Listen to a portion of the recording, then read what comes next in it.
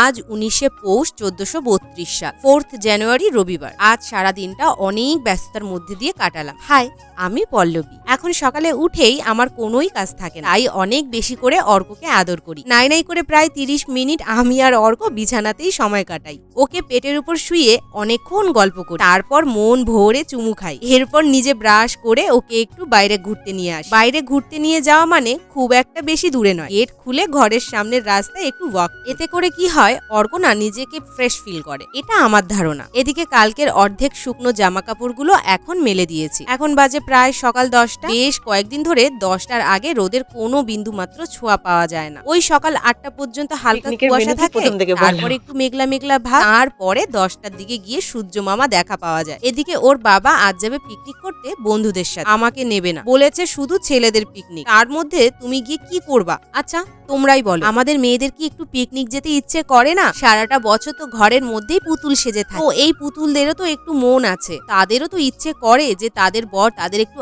আউটসাইডে ঘুরতে নিয়ে যাক, পিকনিকে নিয়ে যাক। সেই সব চিন্তা ভাবনা তো মাথায় আসেই না। আবার যেতে বারণ করলে বলে কিনা, বছরে তো এই একটাই দিন, একটু বন্ধুদের সাথে বেরোবো, সারা বছর কি বেরোই? আচ্ছা তা সারা বছর কি আমরা মেয়েরা ঢ্যাং ঢ্যাং করে নেচে বেড়াই? ভাব তো এমন দেয় যেন সংসার ধর্ম ছেড়ে আমরা সারা পাড়া ঘুরে বেড়াই, সারা দুনিয়া ট্রিপ করে বেড়াই, যার জন্য বছরের ওই একটা দিন আমরা মেয়েরা কোথাও যেতে পারবো না, বাড়িতেই থাকতে হবে। আচ্ছা ছেলেরা যদি বছরের একটা দিন ঘুরতে যায়, তাহলে মেয়েদের কাছে কি বছরের 4টে দিন আছে যে তারা ঘুরতে বেরোয়? আমরা তো সারা দিন বাড়িতেই থাকি, তাও এদের মনের শান্তির জলে ছিটে পড়ে না।